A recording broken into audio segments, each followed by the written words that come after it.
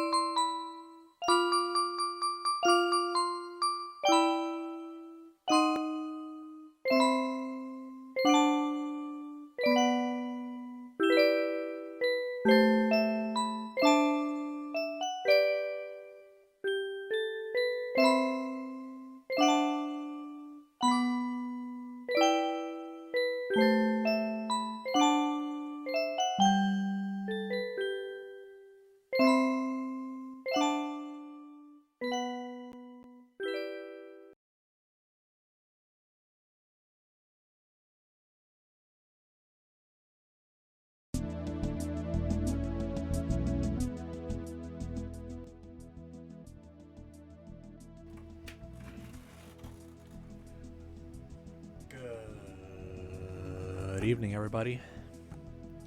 Well, it's closer tonight now. And that's fine. Here we go.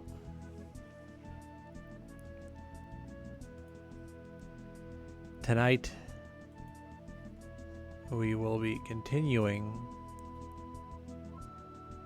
The Wonderful Wizard of Oz by L. Frank Baum, courtesy of Project Gutenberg.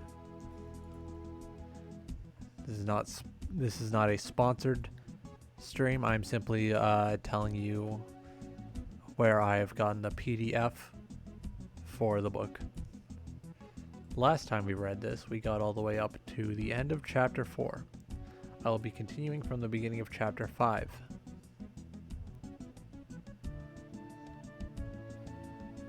Let me just quickly check how many of these. Ooh.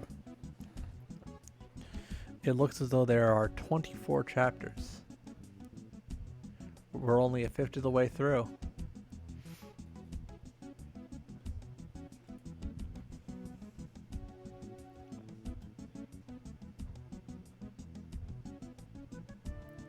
So let me just Control F. Chapter 5. Ah, perfect. Chapter 5. The Rescue of the Tin Woodman.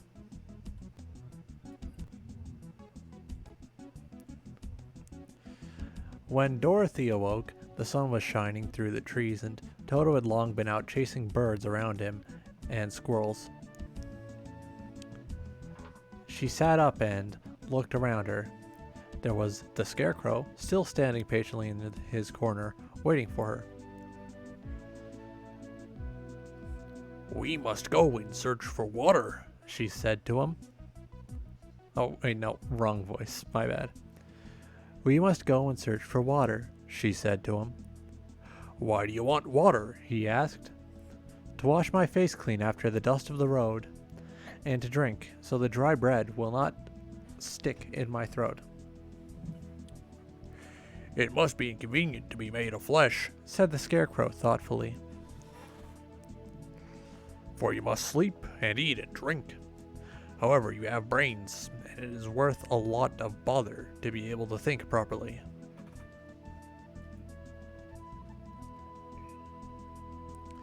They left the cottage and walked through the trees until they found a little spring of clear water, where Dorothy drank and bathed and ate her breakfast. She saw there was not much bread left in the basket, and the girl was thankful the Scarecrow did not have to eat anything, for there was scarcely enough for herself and Toto for the day. When she had finished her meal and was about to go back to the road of yellow brick, she was startled to hear a deep groan nearby. What was that? She asked timidly. I cannot imagine, replied the Scarecrow, but we can go and see. Just then another groan reached their ears, and the sound seemed to come from behind them. They turned and walked through the forest a few steps, then Dorothy discovered something shining in a ray of sunshine that fell between the trees. She ran to the place and stopped short, with a little cry of surprise. One of the big trees had been partially chopped through, and standing beside it was, with an uplifted axe in his hands, was a man made entirely of tin. His head and arms and legs were joined upon his body, but he stood perfectly motionless, as if he could not stir at all.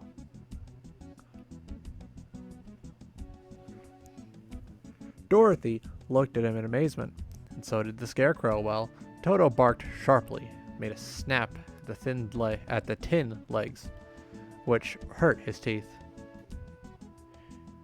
Did you groan? Asked Dorothy. Yes, answered the man. I did. I've been groaning for more than a year, and no one has ever heard me before or come to help me. That's not a good voice for him. I'll come up with a new one the next line he has.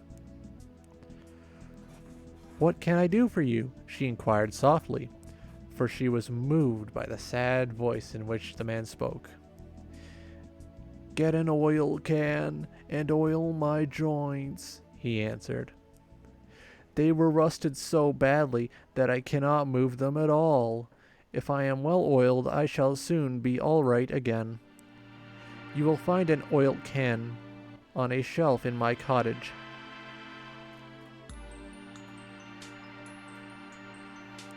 Dorothy at once ran back to the cottage and found the oil can, and then she returned and asked anxiously, Where are your joints? Oil my neck first, replied the Tin Woodman.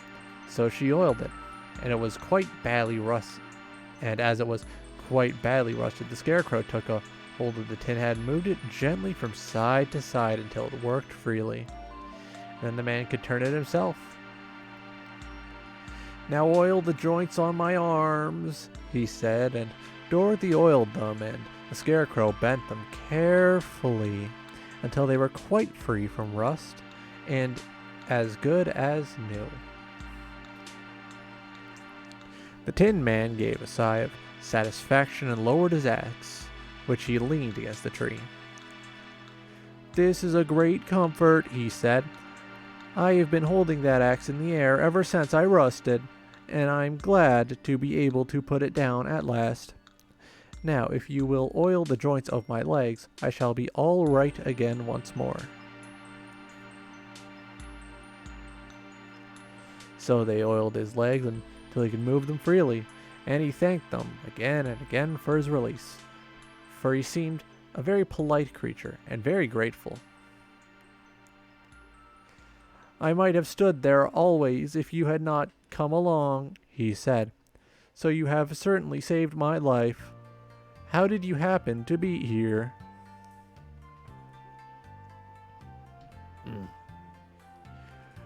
We are on our way to the Emerald City to see the Great Oz, she answered. And we stopped at your cottage to pass the night. Why do you wish to see Oz? He asked. I want him to send me back to Kansas, and the Scarecrow wants him to put a few brains into his head, she replied. The Tin Woodman appeared to think deeply for a moment. Then he said, Do you suppose Oz could give me a heart? Why, I guess so, Dorothy answered. It would be as easy as to give the Scarecrow brains. True, the Tin Woodman returned. So, if you will allow me to join your party, I will also go to the Emerald City and ask Oz to help me.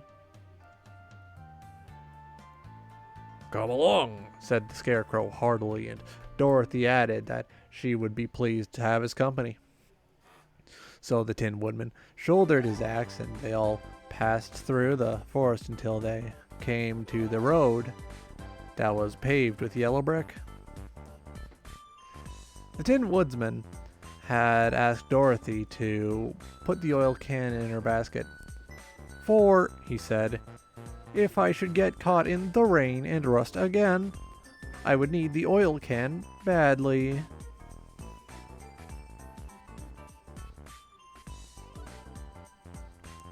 It was a bit of good luck to have their new comrade join the party, for soon after they had begun their journey again, they came to a place where the trees and branches grew so thick over the road that the travelers could not pass. But the Tin Woodman set to work with his axe and chopped so well that soon he cleared a passage for the entire party. Dorothy was thinking so earnestly as they walked along that she did not notice when the Scarecrow stumbled into a hole and rolled over to the side of the road. Indeed, he was obliged to call her to help him get up again. "Why didn't you walk around the hole?" asked the Tin Woodman. "I don't know enough," replied the Scarecrow cheerfully. "My head is stuffed with straw, you know. And that is why I am going to Oz to ask him for some brains." "Oh, I see," said the Tin Woodman. "But, after all, brains are not the best things in the world." "Have you any?" inquired the Scarecrow. "No, my head is quite empty," answered the Woodman. "But once I had brains, and a heart also. So, having tried them both, I would much rather have a heart." "And why's that?" asked the Scarecrow. "I will tell you my story, and then you will know." So, while they were walking through the forest, the Tin Woodman told the following story. "I was born the son of a woodman who chopped down trees in the forest and sold the wood for a living. When I grew up, I too became a wood chopper. And after my father died, I took care of my old mother as long as she lived. Then I made up my mind that instead of living alone, I would marry, so that I might not become lonely.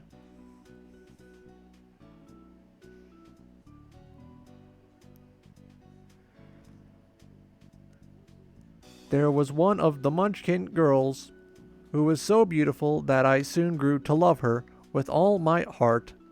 She, on her part, promised to marry me as soon as I could earn enough money to build a better house for her. So I set to work harder than ever. But the girl lived with an old woman who did not want her to marry anyone, for she was so lazy.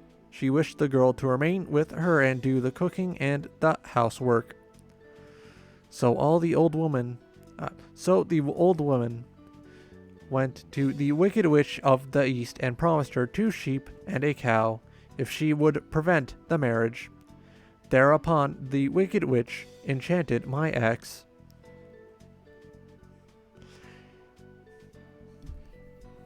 And when I was chopping away at my best one day, for I was anxious to get the new house and my wife as soon as possible, the axe slipped all at once and cut off my left leg.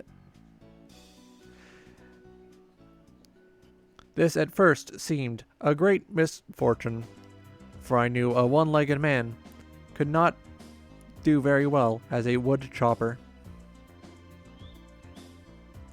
So I went to a tinsmith and had him make me a new leg out of tin. The leg worked very well once I was used to it, but my action angered the Wicked Witch of the East. For she had promised the old woman that I would not marry the pretty Munchkin girl.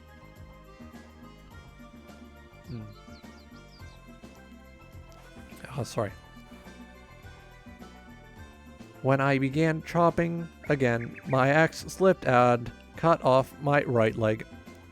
Again, I went to the tinsmith and again he made me a leg out of tin.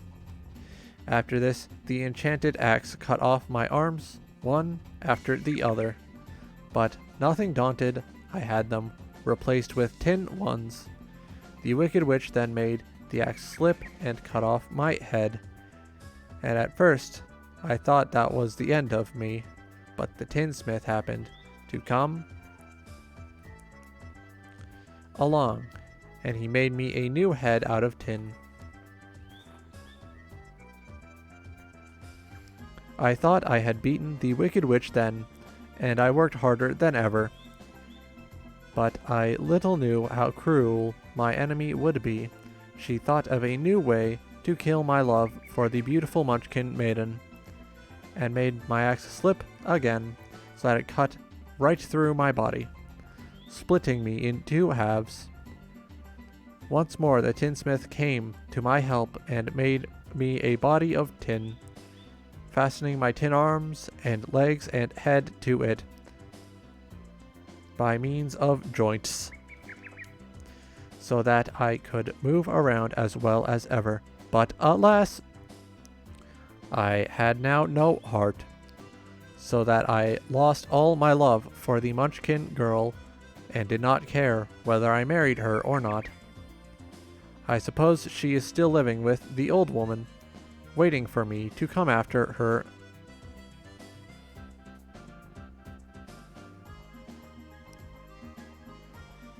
My body shone so brightly in the sun that I felt very proud of it, and it did not matter now if my axe slipped, for it could not cut me. There was only one danger, that my joints would rust, but I kept an oil can in my cottage and took care to oil myself whenever I needed it. However, there came a day when I forgot to do this, and being caught in a rainstorm, before I thought of the danger, my joints had rusted, and I was left to stand in the woods until you came along to help me. It was a terrible thing to undergo, and during the year I stood there, I had time to think that the greatest loss I had known was the loss of my heart. While I was in love, I was the happiest man on earth, but no one can love who has not a heart, and so I am resolved to ask Oz to give me one. If he does, I will go back to the Munchkin maiden and marry her. Sorry. Hang on, let me just...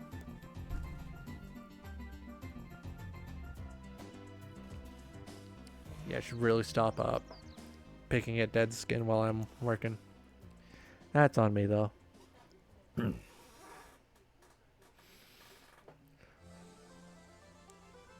Both Dorothy and the Scarecrow had been greatly interested in the story of the Tin Woodman, and now they knew why he was so anxious to get a new heart.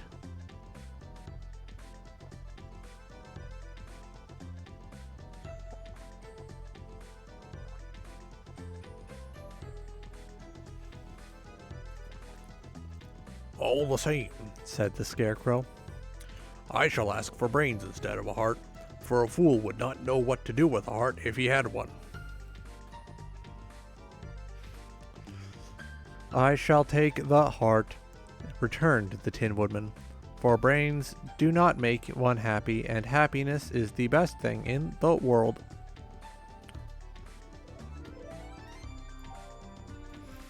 Dorothy did not say anything, for she was puzzled to know which of her two friends was right, and she decided if she could only get back to Kansas and Aunt Em, did not matter so much whether the Woodman had no brains and the Scarecrow no heart, or each got what he wanted.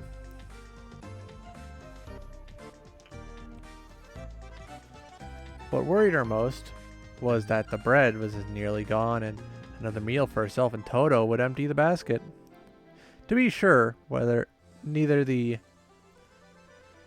Woodman nor the Scarecrow ever ate anything, but she was not made of tin or straw, and could not live unless she was fed.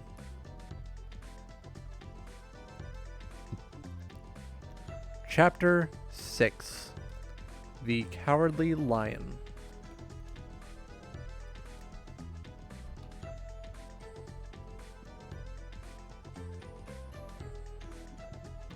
Ooh. All this time, Dorothy and her companions had been walking through the thick woods, and the road was still paved with yellow brick, but there were much covered by dried branches and dead leaves from the trees. And the walking was not all that good. There were few birds in this part of the forest, for birds love the open country, where there's plenty of sunshine. But now and then there came a deep growl from some wild animal hidden among the trees. These sounds made the little girl's heart beat fast, for she did not know what made them. But Toto knew, and he walked close to Dorothy's side. That did not even bark in return. "How long will it be?" the child asked the Tin Woodman, "before we are out of the forest?" "I cannot tell," was the answer, "for I have never been to the Emerald City, but my father went there once when I was a boy, and he said it was a long journey through a dangerous country. Although nearer to the city where Oz dwells, the country is beautiful. But I am not afraid as long as I have my oil can, and nothing can hurt the Scarecrow, while you bear upon your forehead the mark of the Good Witch's kiss, and that will protect you from harm."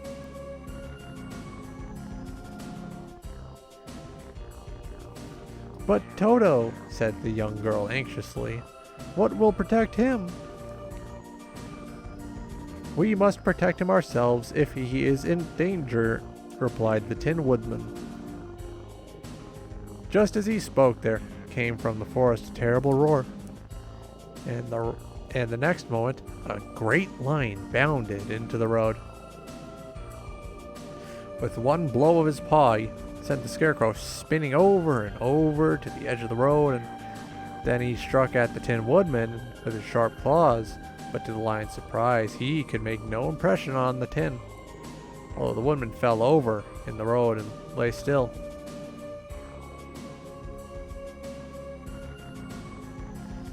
Little Toto, now that he had an enemy to face, ran barking toward the lion, and the great beast had opened his mouth to bite the dog, when Dorothy, fearing Toto would be killed and heedless of danger, rushed forward and slapped the lion on his nose as hard as she could, while she cried out, "Don't you dare bite Toto! You ought to be ashamed of yourself, a big beast like you, to bite a poor little dog." "I didn't bite him," said the lion, as he rubbed his nose with his paw where Dorothy had hit it. "No, but you tried to," she retorted. "You're nothing but a big coward." "I know it," said the lion, hanging his head in shame. "I've always known it, but how can I help it?" "I don't know, I'm sure. To think of your striking a stuffed man like the poor Scarecrow." "Is he stuffed?" asked the lion in surprise, as he watched her pick up the Scarecrow and set him upon his feet, while she patted him into shape again. "Of course he's stuffed," replied Dorothy, who was still angry. "That's why he went over so easily." "Oh, that's why he went over so easily," remarked the lion. "It astonished me to see him whirl around so. Is the other one stuffed also?" "No," said Dorothy. "He's made of tin." And she helped the woodman up again.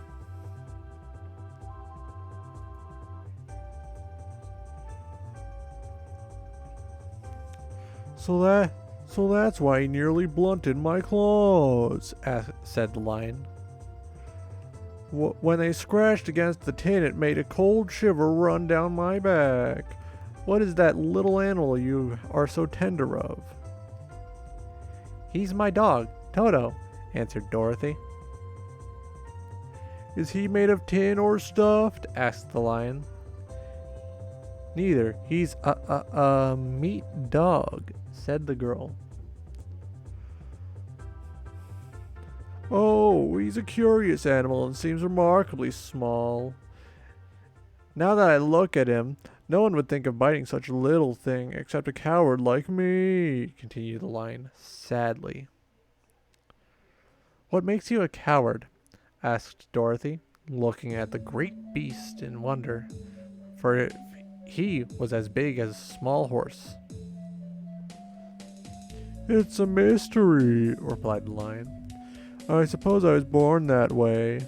All the other animals in the forest naturally expect me to be brave. For a lion, it is everywhere thought to be the king of the beasts. I learned that if I roared very loud, every living thing was frightened and got out of my way. Whenever I met a man, I've been awfully scared. But I just roared at him. He has always run away as fast as he could go. If the elephants and the tigers and the bears had ever tried to fight me, I should have run off. I'm such a coward, but just as soon as they hear me roar, they all try to get away from me, and of course I let them go. But that isn't right. The king of the beasts shouldn't be a coward, said the scarecrow. I know it, returned the lion, wiping a tear from his eye with the tip of his tail. It is my great sorrow, and it makes my life very unhappy. But whenever there is danger, my heart begins to beat fast. Perhaps you have heart disease, said the Tin Woodman. It may be, said the lion. If you have, continued the woodman, you ought to be glad, for it proves you have a heart. For my part, I have no heart, so I cannot have heart disease. Perhaps, said the lion thoughtfully. If I had no heart, I should not be a coward. Have you brains? Asked the scarecrow. I suppose so. I've never looked to see, replied the lion. I'm going to the Great Oz to ask him to give me some, remarked the scarecrow, for my head is stuffed with straw. And I'm going to ask him to give me a heart, said the woodman. And I'm going to ask him to send Toto and me back to Kansas, added Dorothy. Do you think Oz could give me courage? Asked the cowardly lion. Just as easily as he could give me brains, said the scarecrow. Or give me a heart, said the Tin Woodman. Or send me to Kansas, said Dorothy. Then, if you don't mind, I'll go with you, said the lion. For my life is simply unbearable without a bit of courage. You will be very welcome, answered Dorothy, for you will help to keep away the other wild beasts. It seems to me that they must be more cowardly than you, if they allow you to scare them so easily. They really are, said the lion, but that doesn't make me any braver. And as long as I know myself to be a coward, I shall be unhappy. So once more, the little company set off on the journey, the lion walking with stately strides at Dorothy's side. Toto did not approve of this new comrade at first, for he could not forget how nearly he had been crushed between the lion's great jaws. But after a time, he became more at ease, and presently Toto and the Cowardly Lion had grown to be good friends.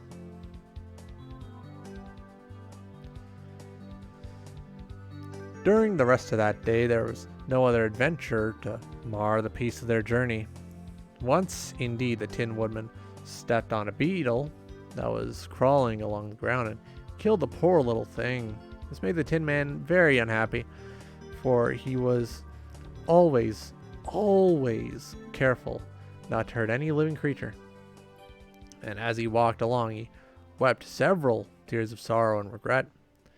These tears ran slowly out of his face, over the hinges of his jaws, and there they rusted. When Dorothy presently asked the Tin Woodman a question, he could not open his mouth, for his jaws were tightly rusted together. He became greatly frightened at this, and he made many motions to Dorothy to relieve him. But she could not understand. The lion was also puzzled to know what was wrong. The Scarecrow seized the oil can from Dorothy's basket and oiled the woodman's jaws, so that after a few moments he could talk about as well as before. "This will serve me a lesson," said he, "to look where I step, for if I should kill another bug or beetle, I should surely cry again, and crying rusts my jaws, so that I cannot speak."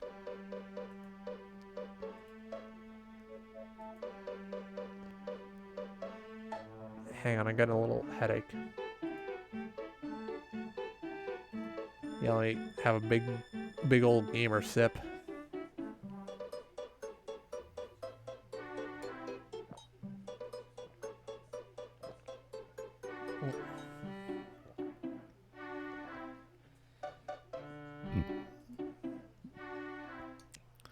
You should all make sure that you're drinking water as well.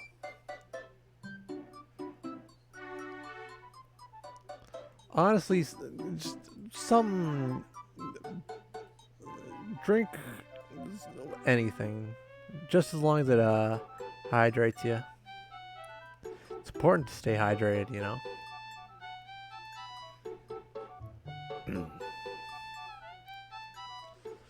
Thereafter, he walked very carefully with his eyes on the road, and when he saw a tiny ant toiling by, he would step over it so as to not harm it.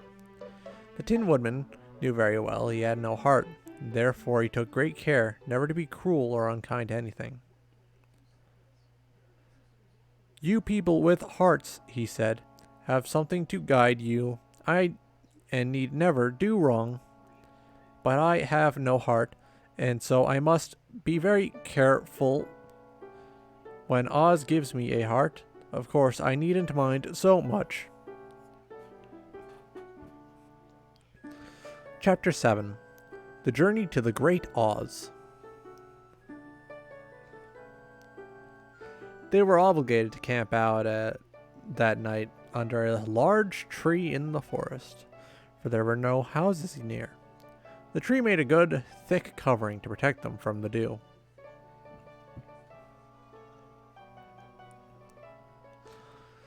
And the Tin Woodman chopped a great pile of wood with his axe, and Dorothy built a splendid fire that warmed her and made her feel less lonely. She and Toto ate the last of their bread, and now she did not know what they would eat for breakfast.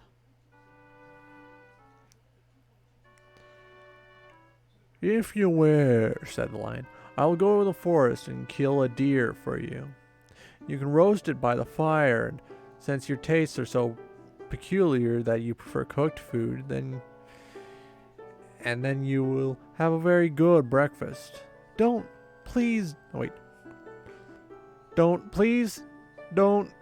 begged the Tin Woodman.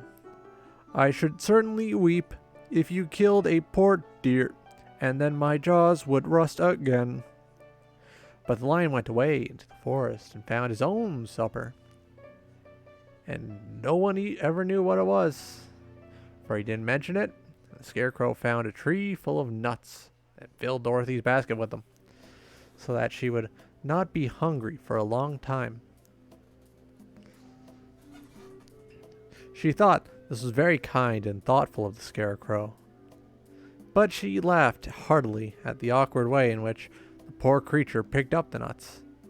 His padded hands were so clumsy and the nuts were so small that he dropped almost as many as he put in the basket. But the Scarecrow did not mind how long it took him to fill the basket, for it enabled him to keep away from the fire, as he feared a spark might get into his straw and burn him up. So he kept a good distance away from the flames and only came near to cover Dorothy with dry leaves when she lay down to sleep. This kept her very snug and warm. She slept soundly until morning. When it was daylight, the girl bathed her face in a little rippling brook. And soon after, they all started toward the Emerald City. This was to be an eventful day for the travelers. They had barely been walking an hour when they saw before them a great ditch that crossed the road and divided the forest as far as they could see on the other side.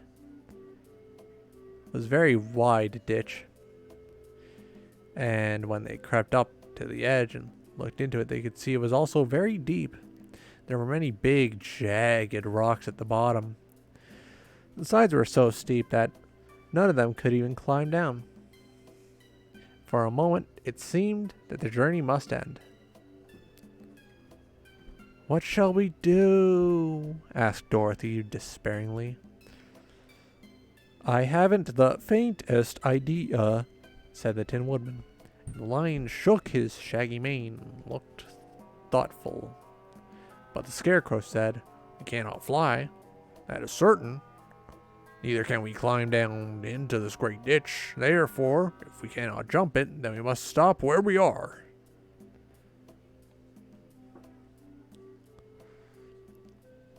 "I think I could jump over it," said the Cowardly Lion, after measuring the distance carefully in his mind.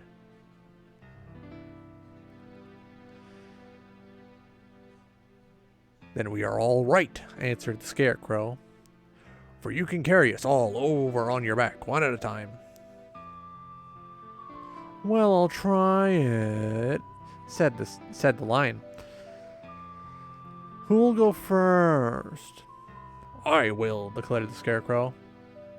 "For if you found that you could not jump over the gulf, Dorothy would be killed, or the Tin Woodman badly dented on the rocks below.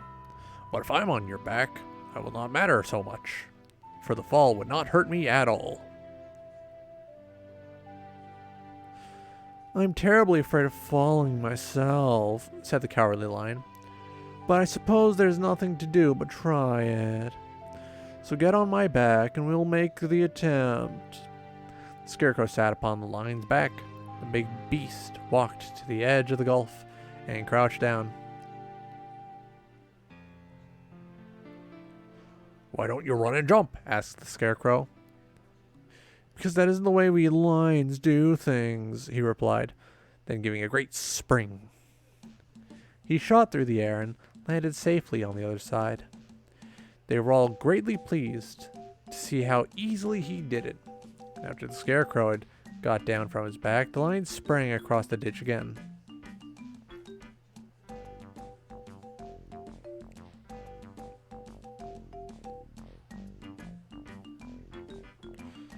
Dorothy thought she would go next, so she took Toto in her arms and climbed on the Lion's back, holding tightly to his mane in one hand. The next moment, it seemed as if she were flying through the air, and then, before she had time to think about it, she was safe on the other side. The Lion went back a third time and got the Tin Woodman, and then they all sat down for a few moments to give the beast a chance to rest. For his great leaps had made his breath short, and he panted like a big dog that has been running for too long. Let's see which one of you little fellas are in the thing. Triangle gathering, huh? I'll have to check you for bot. We don't take kindly to bots around here.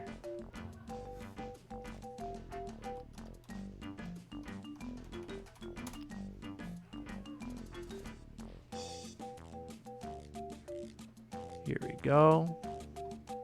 Oh, right there. Yep, bot. Let's get you out of here.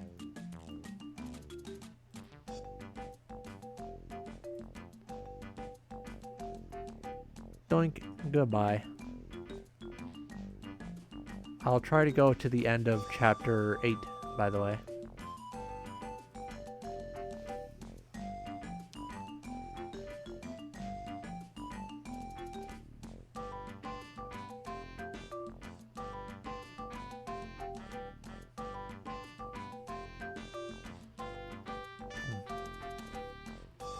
They found the forest very thick on this side, and it looked dark and gloomy after the lion had rested. Oh, wait.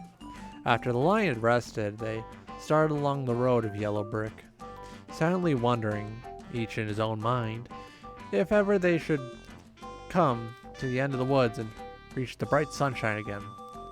To add to their discomfort, they soon heard strange noises in the depths of the forest. The lion whispered to himself, "This is the part of the country where the Kalidas live." "What are the Kalidas?" asked the girl. They're monstrous beasts with bodies like bears and heads like tigers," replied the lion. "And with claws as long and sharp that they could tear me in two as easily as I could kill Toto. I'm terribly afraid of the Kalidas."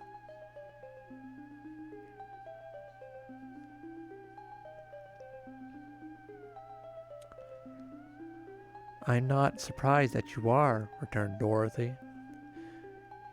"They must be dreadful beasts." The lion was about to reply, and suddenly they came to another gulf across the road. This one was so broad and deep that the lion knew at once he could not leap across it. So they sat down to consider what they should do, and after serious thought, the Scarecrow said, "Here is a giant tree standing close to the ditch. If the Tin Woodman can chop it down so that it will fall to the other side, we can walk across it easily."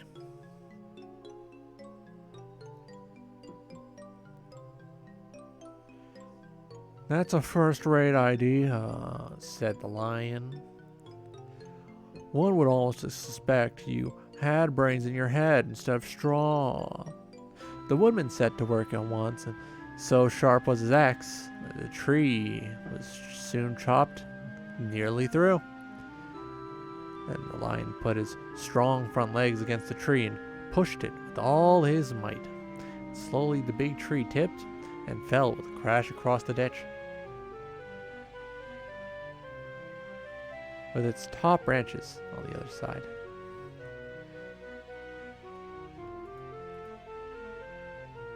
I'm not feeling this music anymore. It's too upbeat. It's too stimulating. Ah, I know.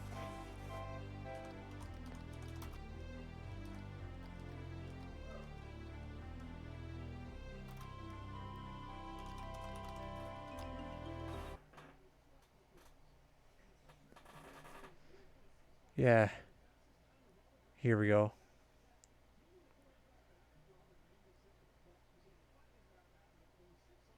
The wind in the trees, this will work.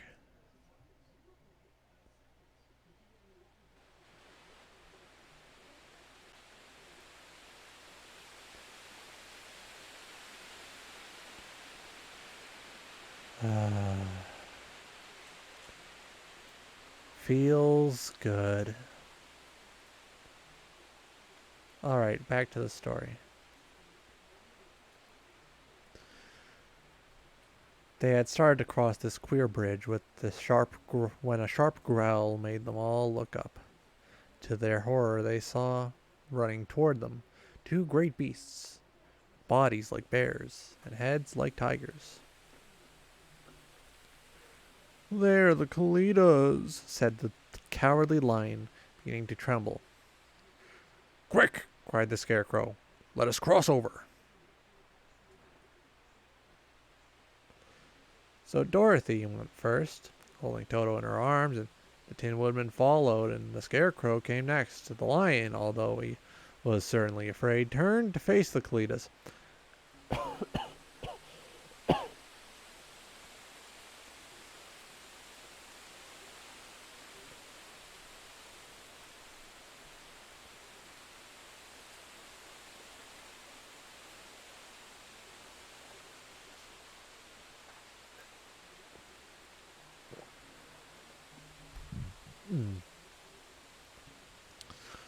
And then he gave so loud and terrible a roar that Dorothy screamed and the Scarecrow fell over backwards,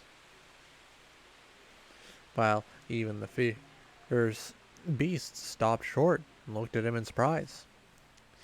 But, seeing as they were bigger than the lion and remembering that there were two of them and only one of him, the Kalitas again rushed forward and the lion crossed over the tree and turned to see what they would do next. Without stopping an instant, the fierce beasts also began to cross the tree, and the lion said to Dorothy, "We are lost, for they will surely tear us to pieces with their sharp claws. Stand close behind me and I will fight them as long as I am alive."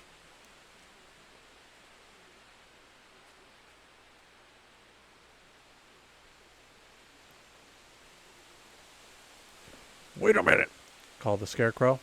He had been thinking what was best to be done, and now he asked the Woodman to chop away the end of the tree that rested on their side of the ditch. The Tin Woodman began to use his axe at once, and just as the two Kalitas were nearly across, the tree fell with a crash into the gulf, carrying the ugly, snarling brutes with it. Both were dashed to pieces on the sharp rocks at the bottom.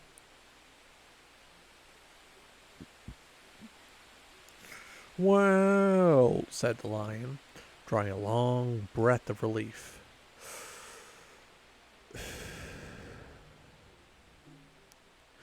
I see we are going to live a little while longer, and I'm glad of it, for it must be a very uncomfortable thing not to be alive. Those creatures frightened me so badly that my heart was beating yet." "Ah," said the Tin Woodman sadly, "I wish I had a heart to beat."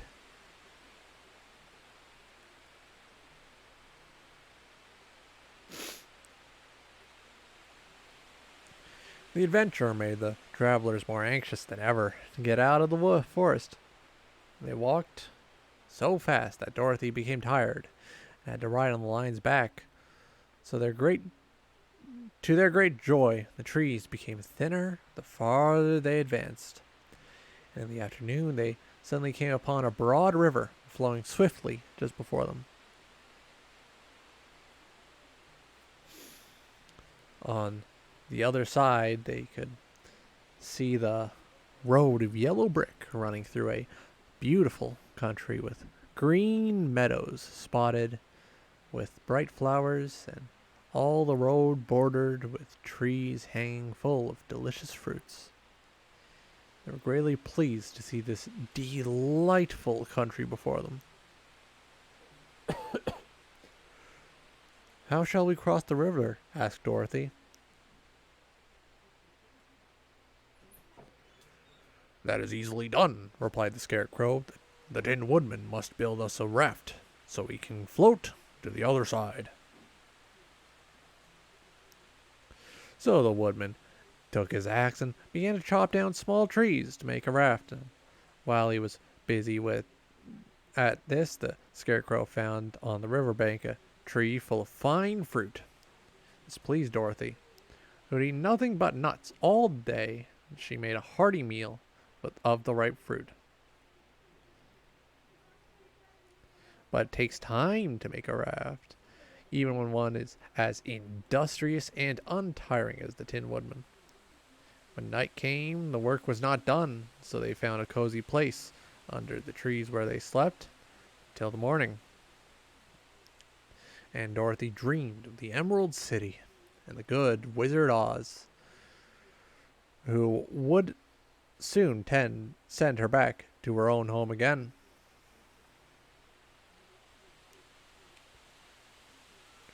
Chapter 8. the deadly poppy field. Our little party of travelers awakened the next morning refreshed and full of hope. Dorothy breakfasted like a princess off of peaches and plums from the trees beside the river. Behind them was the dark forest they had passed safely through, although they had suffered many discouragements. But before them was a lovely, sunny country that seemed to beckon them onto the Emerald City. To be sure, the broad river now cut them off from this beautiful land, but the raft was nearly done, and after the Tin Woodman had cut a few more logs and fastened them together with wooden pins, they were ready to start. Dorothy sat down in the middle of the raft, and Toto held her arms. Oh, Toto held in her arms. Ooh, ooh, ooh! I can read. Ooh, I promise. Oh no! I'm just Josh, and it's not bothering me much.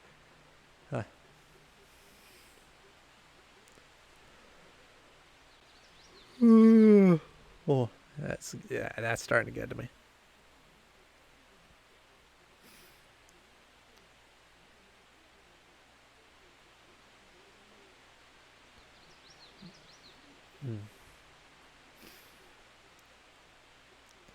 When the Cowardly Lion stepped upon the raft, it tipped badly, for he was big and heavy.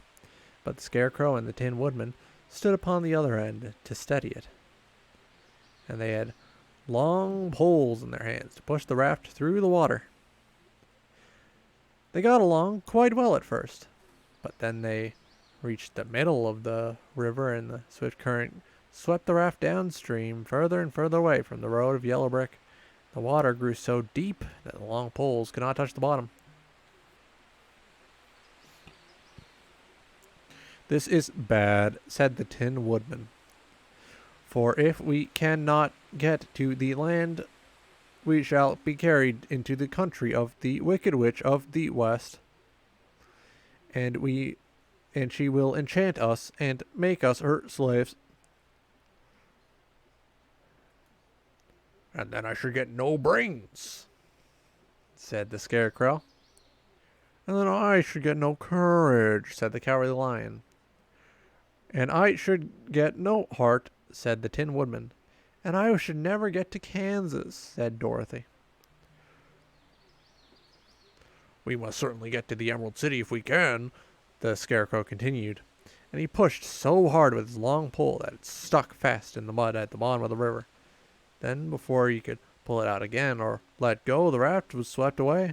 The poor Scarecrow was left clinging to the pole in the middle of the river.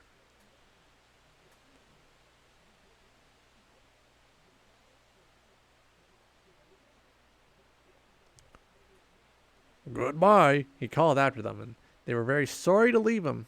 Indeed, the Tin Woodman began to cry, but fortunately remembered that he might rust, so dried his tears on Dorothy's apron.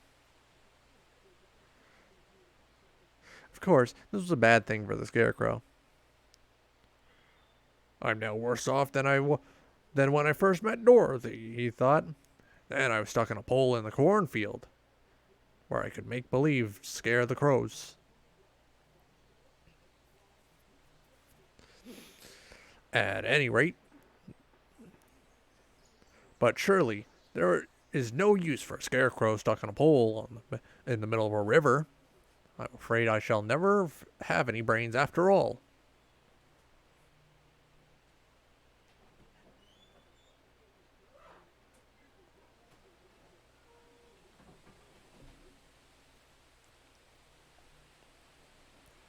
Down the stream, the raft floated, and the poor Scarecrow was left far behind. Then the Lion said, "Something must be done to save us. I think I can swim to the shore and pull the raft after me, if you will only hold fast to the tip of my tail." So he sprang into the water, and the Tin Woodman caught fast hold of his tail, and the Lion began to swim with all his might toward the shore. It was hard work, although he was so big. But, by the by, they were drawn out of the current, and then Dorothy took the Tin Woodman's long pole and helped push the raft to the land. They were all tired out when they reached the shore at last and stepped off upon the pretty green grass.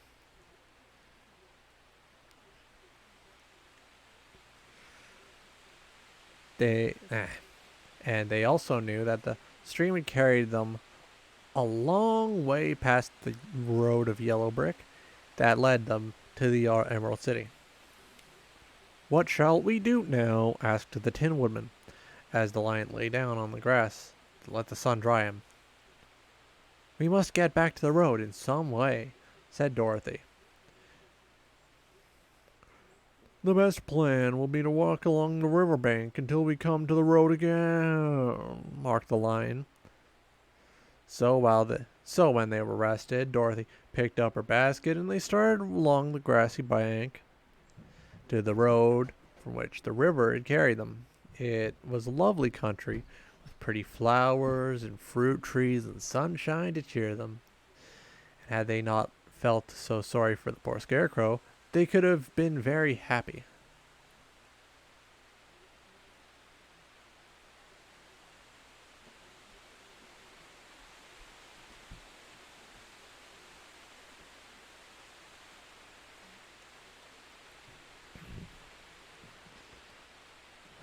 They walked along as fast as they could, Dorothy only stopping once to pick a beautiful flower.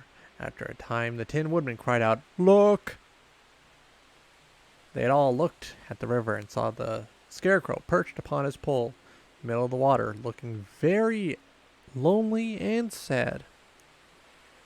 What can we do to save him?" asked Dorothy.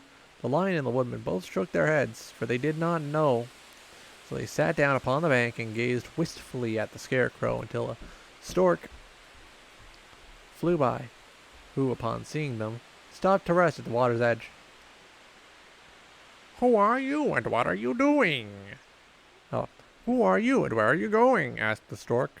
I'm Dorothy," answered the girl, "and these are my friends, the Tin Man, the Cowardly Lion. We are going to the Emerald City."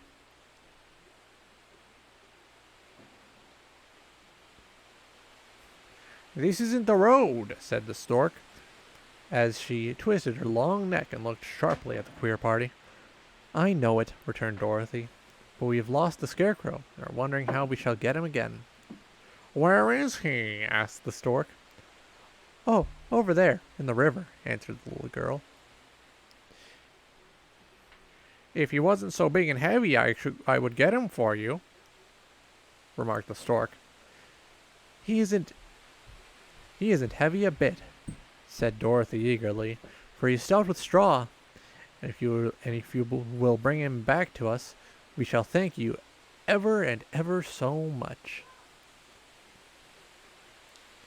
"Well, I'll try," said the stork, "but if I find he is too heavy to carry, I shall have to drop him in the river again."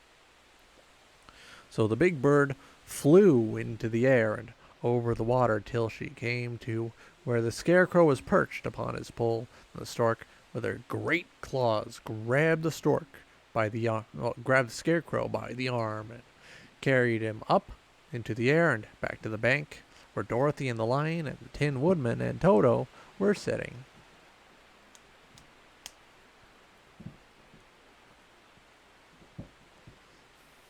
When the scarecrow found himself among his friends again, he was so happy that he hugged them all, and even the lion and Toto.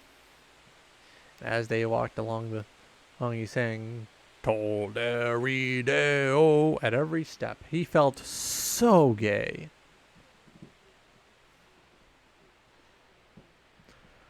"I was afraid I would have to stay in the river forever," he said, "but the kind stork saved me, and if I ever get any brains, I shall find that stork again, and do her some kindness in return." "That's all right," said the stork, who was flying along beside them. "I always like to help anyone in trouble." But I must go now, for my babies are waiting in the nest for me. I hope you will find the Emerald City and that Oz will help you.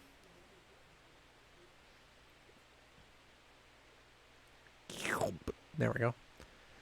Thank you, replied Dorothy, and then the kind stork flew into the air and was soon out of sight. They walked along listening to the singing of the brightly colored birds and looking at the lovely flowers, which now became so thick the ground was carpeted with them.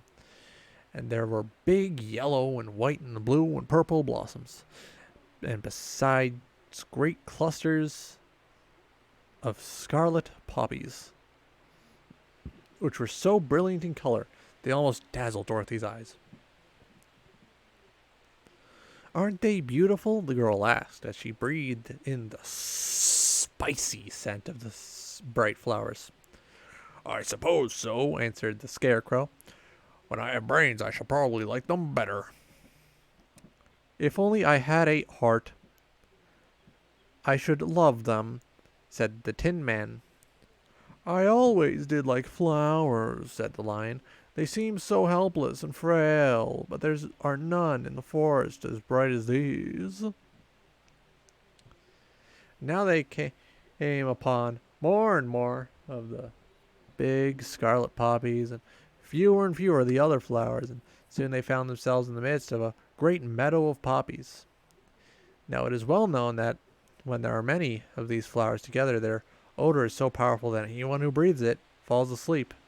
If the sleeper is not carried away then the scent of the pot flowers, he sleeps on and on forever. But Dorothy did not know this, nor could she get away from the bright and red flowers that were everywhere about. So presently her eyes grew heavy, and she felt she must sit down to rest and to sleep. But the Tin Woodman would not let her do this. We must hurry and get back to the road of yellow brick before dark, he said, and the Scarecrow agreed with him. So they kept walking until Dorothy could stand no longer. Her eyes closed in spite of herself, and she forgot where she was and fell among the poppies, fast asleep. What shall we do? asked the Tin Woodman. If we leave her here, she'll die, said the Lion. The smell of the flowers is killing us all. I myself can scarcely keep my eyes open, and the dog is asleep already. It was true. Toto had fallen down beside his little mistress, but the Scarecrow and the Tin Woodman, not being made of flesh, were not troubled by the scent of the flowers at all. Run fast, said the Scarecrow to the Lion, and get out of this deadly flower bed as soon as you can. We will bring the little girl with us. But if you should fall asleep, you are too big to be carried. So the Lion aroused himself and bounded forward as fast as he could.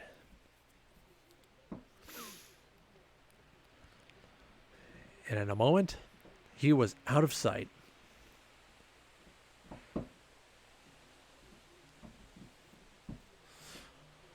Let us make a chair with our hands and carry her, said the Scarecrow. So they picked up Toto and put the little dog in Dorothy's lap. They made a chair with their hands for the seat and their arms for the arms, and carried the sleeping girl between them through the flowers. On and on they walked, and it seemed that the great carpet of deadly flowers that surrounded them would never end. They followed the bend of the river, and at last came upon their friend the Lion, lying fast asleep among the poppies.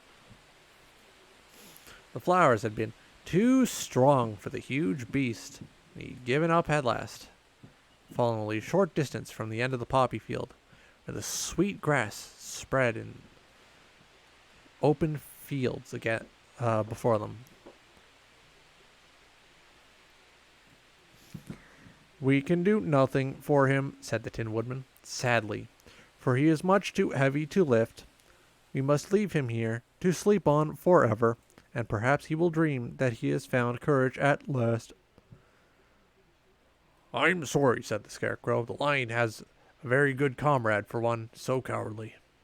But let us go on. They carry the sleeping girl to a pretty spot beside the river and far enough from the poppy field to prevent her breathing any more of the poison from the flowers. And here they lighted her gently in the soft grass and wait for a fresh breeze to awaken her. Next up's chapter 9, but I'm quite tired and I have other things I want to do tonight, so I will end here. I'd like to thank whoever showed up today. Means a lot. Sleep well. If you have not had dinner yet, have something to eat, have something to drink. Do some laundry tonight. Do some laundry tonight. I know I'll do some laundry tonight. I got a load right there ready to go in. I'm doing laundry tonight. You should do laundry tonight. We'll be laundry bros. We're already fun brothers outside of our laundry schedule. Come on. Let's be laundry bros. Sleep well. Beat your dick like it owes you money. Good night.